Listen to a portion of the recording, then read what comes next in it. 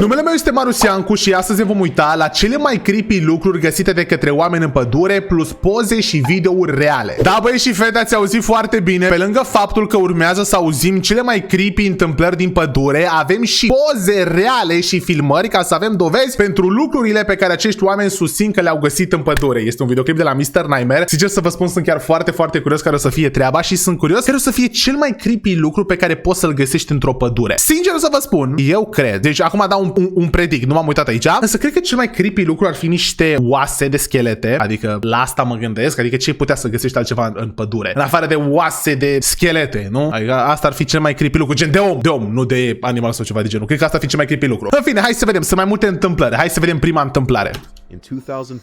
În 2014, Ethan și Danny. Ok, deci acest cuplu, băieți și fete, bărbatul Ethan și femeia Danny, și dacă mă întrebați ce o cheamă Danny așa în America, gen, e un nume de femeie ăsta, Danny, ce zic, nu e Dani, cum e în România, sunt pe insula Vancouver și na, acolo au mers în vacanță, cum au mai făcut-o de foarte multe ori înainte. Vancouver Island provides an optimal camping setting because of its mix of scenic beaches. Ok, deci că această insulă e foarte bună să faci camping pe ea. Eu habar n-am, bravo, nici voi. Had many successful camping trips on the islands until something truly terrifying happened to them on their final outing on the islands. Ok, bun, deci că ăștia au mai fost aici pe insulă, au mai campat pe aici, până când s-a întâmplat ceva foarte nașpa. Ethan and Danny were far from any roads or civilization, enjoying the solitude. They set up camp on a beach a good distance from anywhere and kept a fire going. Ok, deși că ăștia s-au așezat undeva lângă o plajă, erau foarte departe de populație, de vreun drum sau ceva de genul, pur și simplu acolo stăteau ei. The trail leaving the beach was a kilometer along the beach and 2 kilometers to the road through the forest. The couple had met another camper named Leon from New Zealand, who they ran into earlier that day on the beach. Ok, și că ăștia face practic erau la 2 km de cel mai apropiat drum, cam asta a spus, și că aici s-au întâlnit cu un alt camper, cu un alt om de ăsta care a mers cu cortul, pe care îl chema Leon și era din Noua Zeelandă. Leon was planning on sleeping in his van, which he parked back up on the road. Ok, el ăsta a venit era cu dubița și dubița lui era la drum și a zis că el acolo doarme, nu doarme cu cortul. The couple invited him down to the beach for a fire, and the three shared a bottle of wine, talking amongst themselves around the fire. Ok, deci că cuplul era foarte treabă și au zis, bă frate, e singur, vino și tu aici că bem o sticlă de vin, vino și tu că suntem aici pe plajă, la focul de tabără, nu știu ce, oameni care vreau să socializeze. This is where things started to get a little creepy. Și aici lucrurile au început să devină creepy. Credeți că Leon ăsta e creepy? Credeți că a făcut vreo prostie? The sun was starting to go down by this point, and the trio kept hearing what sounded like female voices from behind them in the bushes, dividing the beach from the forest. It wasn't too dark out yet though, so... Hopa, deci față că deja se întuneca și acest trio, oamenii ăștia, auzeau chestii foarte ciudate din pădure, auzeau o voce de femeie din pădure.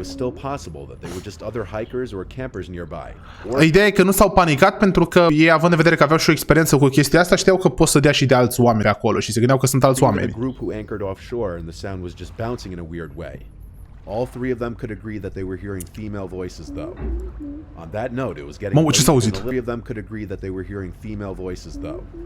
On that note, it was getting late and a little dark, so Leon said goodbye and set out to hike. Ok, băieți și fete, stați puțin că... Deci nu vreau să vă panichez, bă, da, s-a auzit o chestie foarte tare, nu știu dacă ați auzit, dar parcă a venit de la mine din casă, credeam că a venit de la ăsta. Ok, bun, o să încerc să nu mă panichez. În fine, revenind la poveste, Leon după a plecat înapoi la dubița lui și toți au plecat de comun acord că, bă, chiar sunt niște voci ciudate din pădure. Ethan și Danny au stat acolo totuși. Și că lui Danny, adică lui femeie, chiar fraților, gen, se speria foarte mult de acele voci, adică îi se părea ciudat să audă voci de femeie. Nu înțeleg, gen, țipau vocile sau care-i treaba? It sounded like two female voices speaking, but whatever that was being said was unintelligible. Deși că se auzeau ca niște femei care vorbeau, dar gen nu țipau, dar gen nu se înțelegea ce spuneau. Oh my god, băi și fete, când nu se înțelege ce spui, când ai ceva la gură, voi nu mă înțelegeți. Oh my god. Eu cred că Leon a răpit niște femei. It sounded to the couple like the voices were not far beyond the tree line now. They stayed up very late tending to the fire, and only when the voices had finally stopped, they decided to put out the fire and go to sleep in the tents. Ok, deci că au așteptat să se facă noapte, au stat la foc până când s-au oprit vocile. Când s-au oprit vocile, m-au dat că de-aia ca la psiholog, că auzi vocile la tine în cap, îți zic să faci anumite chestii. După ce s-au oprit vocile, s-au dus să se culce. Before doing so, the two had scanned the cove with a flashlight several times looking for boats that could have been the source of the talking, but there was nothing in sight. It was around 3 a.m. when they laid down finally, ready to catch some shut-eye. But about 15 minutes after they laid down, Ora 3 dimineața s-au dus la somn. Ethan and Danny heard footsteps in the area around their campsite, over by where the fire was. They came from the direction of the bushes toward Oh my god, fraților, au auzit pași. Era un cor și au auzit pași pe la ora 3 și 15 dimineața. the inland behind them, a direction that was not traversable by people. Eu nu înțeleg, băi, și fete, adică mi-e foarte frică să... Mi-ar fi foarte frică să fac chestia asta, bro. Noaptea cu cortul, cine știe, bă, ce nebun vine după tine. The couple lay there, hoping it was just a bear or any animal, because the only bears on the island are black bears, which usually are very timid around people. Oh, mamă, deci ce ciudat mi s-a părut. A zis asta că da, cuplul era în cort și sperau să fie un urs. Sper să fie un urs, ești prost? Vrei să te omoare ursul, dar că singurii urși de acolo erau gen urși negri, care cică sunt foarte timizi pe lângă oameni. Deci mai rău era să fie un om, dacă e că era un om. The footsteps went from the fire, then over to the tent, then back into the woods. Deci că s-au auzit pașii, s-au dus până la foc, după până la cort, după înapoi în pădure. 5 minutes later, the footsteps came back again to the fire. And now, clear as day, there were two female voices talking gibberish very loudly. Their communication was not resembling any languages known to Ethan or Danny. Ok, după au revenit pașii și într-adevăr erau două femei care vorbeau, deci că vorbeau o limbă, gen, ei nu înțelegeau, fiindcă vorbeau o limbă, logic, dar nu vorbeau așa de nebune, dar nu înțelegeau. They seemed to be talking over each other, having Deci că se certau, gen, adică vorbeau și ăla ziceau, nu știu ce. could barely be considered to be a conversation at full volume in the dead of night, very far away from civilization, without using lights to navigate through the dense brush. Mamă, și că era foarte ciudat, băi și fete, că nu foloseau, nu foloseau lumini. Deci surorile noastre la ora 3 dimineața erau în pădure, se certau fără lumină, nu se vedeau. Erau, fata, unde ești, bă? Relatively quietly in a direction that seemed impossible to traverse on foot. The two voices moved from the fire pit area over to the tent, still talking at a loud volume. Mamă, dar că, băi și fete, eu nu înțeleg. Bă, cum vii, mă? Deci, fraților, deci gândiți-vă că ăștia erau în cort, erau căcați pe ei și astea două femei erau afară și vorbeau. Vorbeau tare. Bă, măcar să zicem, dacă găsești un loc de ăsta, nu vorbești tu mai încet, să nu-i trezești pe aia din cort, să nu te omoare aia, e America, ești nebun. Pau! Pau, pau! They stood over the tent talking for a few seconds, then went completely dead as night silence. They went back into the woods to never be seen or heard again. Ok, deci că după au început iarăși să vorbească, după s-au oprit și după pașii s-au dus înapoi în pădure. Păi și fete, n-are sens chestia asta. Adică ăștia stăteau la cort, au venit două femei nebune din pădure, au început să vorbească o limbă ciudată, după s-au dus înapoi la ora 3 dimineața, fără lumină, What? Ethan and Danny lay there completely frozen and afraid for a long time. Ăștia erau căcați pe ei, wow. They woke up around 11 a.m. the next day because of how late they fell asleep. They packed up first thing and never returned. La ora 11 s-au trezit noaptea, vă dați seama că au adormit la 7, logic. Au luat chestiile și n-au mai plecat și nu s-au mai întors niciodată, foarte bine. The couple probably made the best decision to remain quiet in the tent, not drawing attention to themselves from whoever or whatever was outside the tent. Bun, băi și fete, asta a fost prima poveste. Wow! Chiar mă simt foarte, foarte cedat. Băi, de se pare că, pe bune, au zis și asta, cuplul a făcut o decizie foarte bună să nu începe să comenteze. Nu știu, băi și fete, voi ce credeți că era acolo? Nu știu, eu nu sunt destul de pozitiv, adică cine știe, puteau să fie unele dintr-un cult sau ceva de genul. Următoarea se numește Cedar Fort, Utah. The following pictures you're about to see were taken by hikers Kylie Cashwell and John Stone. Bun, deci următoarele fotografii, v-am zis că avem și chestii de genul, următoarele fotografii pe care o să le vedem au fost făcute de Kylie Cashwell și John Stone. Both live in Eagle Mountain, Utah, a small town south of Salt Lake City. Locuiesc undeva în America. few years, they had been exploring forests in search of interesting things, and one day they found it. One day Kylie was hiking in Cedar Fort, just 5 miles south of Salt Lake City. While hiking, she found large amounts of animal bones and piles of junk people had dumped. But things started to get strange. Ok, băi, și vede deși că acești hikerii, da, deci iară, se plimbau prin pădure, căutau chestii ciudate. Și ce să vedeți, au găsit niște chestii ciudate. O persoană a găsit oase de animale, după cum v-am spus. Ok, asta nu e atât de horror. Oase de animale. Unde vrei să moară animale dacă nu pădure? N-are sens, da. When she started coming across strange symbols and animal parts scattered throughout the forest. Oh, shit, băi, și fete, deși că fata asta, unul dintre hikeri, era o fată și a găsit și niște gunoaie și a găsit niște simboluri ciudate pe lângă oasele de animale. 15 septembrie. Deci că pe 15 septembrie l-a luat pe prietenul Josh și i-a arătat ce a găsit. The two came across something even more disturbing.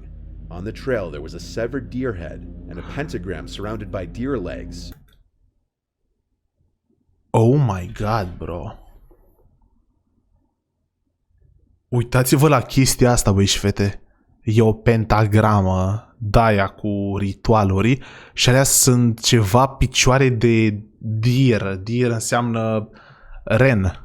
Which were not there the first time Kylie walked the trail. Oh my god, și aia a zis că astea nu erau aici. Erau oase, într-adevăr, dar chestia asta nu era aici prima dată. Deci asta înseamnă că în astea câteva zile când... Mamă, nu. The sun was going down, and after getting their pictures, they agreed it was time to head back to the car. Ok, deși că ei au venit aici, le-a mers mintea să nu rămână peste noapte, au făcut fotografiile astea și după s-au întors. Voiau să se întoarcă înapoi la mașină. The more they walked, they realized they didn't recognize the path they were on. Hopa, dar s-au pierdut. S-au pierdut. So the two start looking around for anything that could refresh Oh their my memory God. of where they were. But as it got dark out, the two accepted that they were lost. With nothing but their phone flashlights to navigate, they started getting the feeling they were being watched. Mamă, deci băieți și fete, ci că ăștia s-au pierdut. Nu știau pe unde să o ia și și-o dat seama, noapte, au acceptat situația. Bă, avem doar telefoanele astea, singura variantă, să stăm aici până dimineața, că aici n-are nicio sens. Deci că au început să simtă sentimentul că sunt... că cineva se uită la ei din spate, din întuneric. As they picked up their pace, the two started to hear the trees and bushes moving at least 20 feet to their right, made more concerning by the fact that there was no wind that night. Mamă, deci că nu era vânt și tot auzeau cum se mișcă frunzele pe lângă ei. Când mergeau într-o parte, acolo se mișcau și frunzele. Adică cineva, fraților, era undeva ascuns și încerca să îi urmărea. The two started to panic and hurried Au început să se paniceze, paniceze. hoping it would take them back to Kylie's car. Ok, și au găsit ceva drum și sperau să ducă undeva drumul ăsta. Just when things couldn't seem to get any worse, Kylie and Josh heard a scream so deep and horrific that it sounded neither human nor animal. The two sprinted. Oh my god, deci au auzit acel sunet, băi și fete, care... Mamă, deci au auzit sunetul ăla care nu era nici măcar, nu era uman, nu era animal, nu știa care-i treaba și au început să iau la Down fugă. the trail, Kylie making a conscious effort not to look back, but Josh did. And Josh claimed to see a large black figure on the trail behind them, too big to be a human. The two made it to the car by some stroke of luck, losing. Oh my god, băi și fete, fiți atenți și că fata, gen amândoi au fugit, au ajuns la mașină, fata nu s-a uitat în spate, însă Josh s-a uitat și a zis că a văzut o figură neagră, foarte ciudată, care era prea mare să fie un simplu om. America, ce am mai zis, da? Nu mai ziceți de mine, America. Și din fericire au ajuns la mașină și au reușit să plece. Whatever was chasing them. So they left the forest and went straight home. Upon doing research, Kylie found documents of common cult practices reported in those woods. Oh my god, și după s-au interesat de acea pădure și că acolo se fac ritualuri și culturi. Aha. As well as numerous murders and disappearances that happened in the area. Și sunt foarte multe crime și dispariții. Aha. Ok, acum are sens. Kylie has not returned since. Bunkerul abandonat. In the woods in northern Germany. Bă, băi și fete, a doua asta poveste, nu știu. Adică să-l credem pe Dani ăla că a văzut figura mare și neagră, nu știu ce să zic. Pe primii cred, pe ăștia nu știu ce să zic. Hai să vedem mai departe. În Germania. Iară, doi prieteni. Bă, totdeauna sunt doi.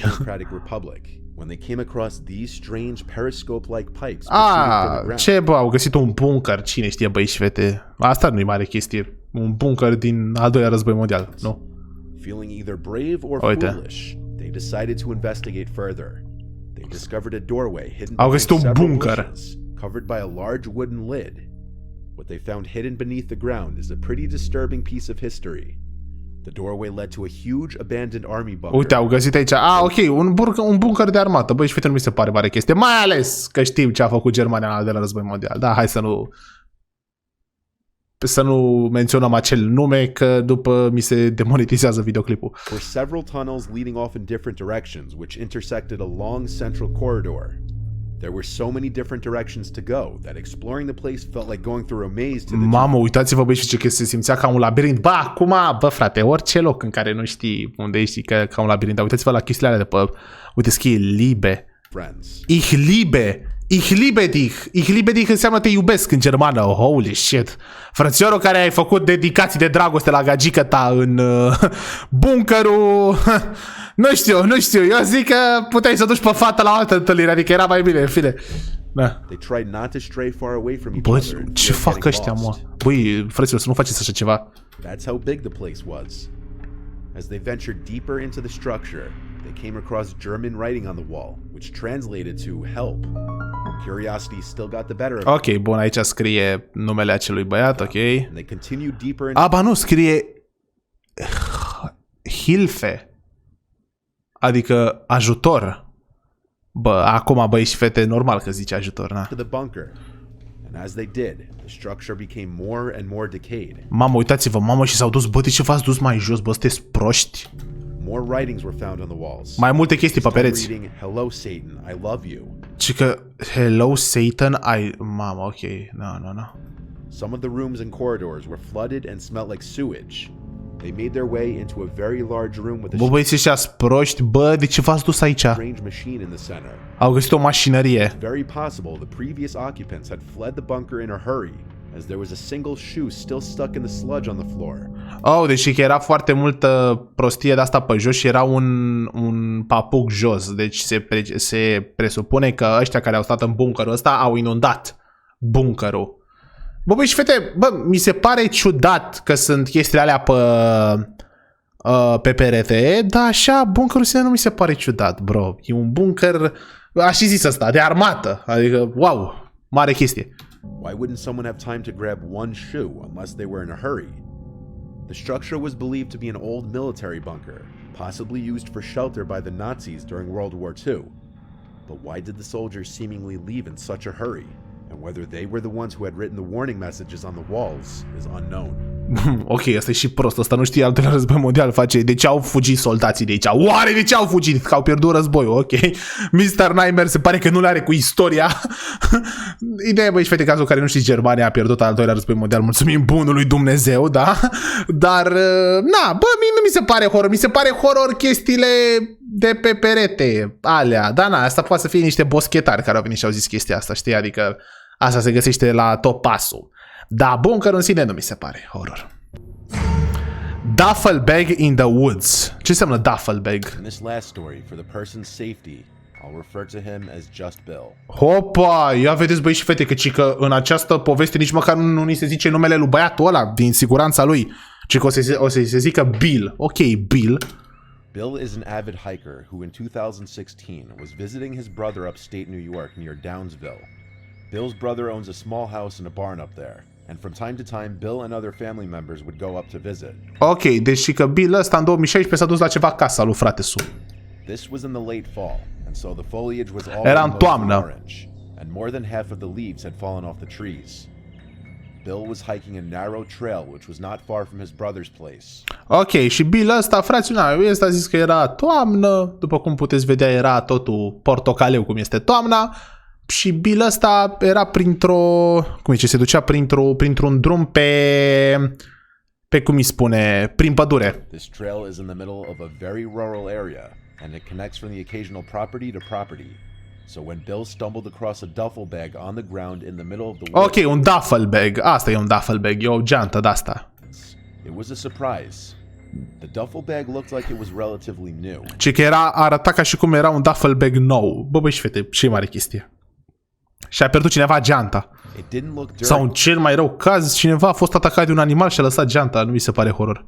as if it had been sitting in the woods for an extended period of time. Hopa! Oh, shit, băieți și fete. Sper să nu fie vreo capcană sau ceva de genul, ci că n-arăta deloc murdar, ca și cum a fost pus acolo așa frumos. There was a foul odor emanating from the bag, however, like something rotting inside. Ci că, da, se simțea ceva nașpa, ca și cum ceva putrezea înăuntru. Bill assumed the worst, but he knew he had to open the bag to see what's inside. Ci că voia să se uite înăuntru, să vadă care e treaba. In case it actually could have been a person.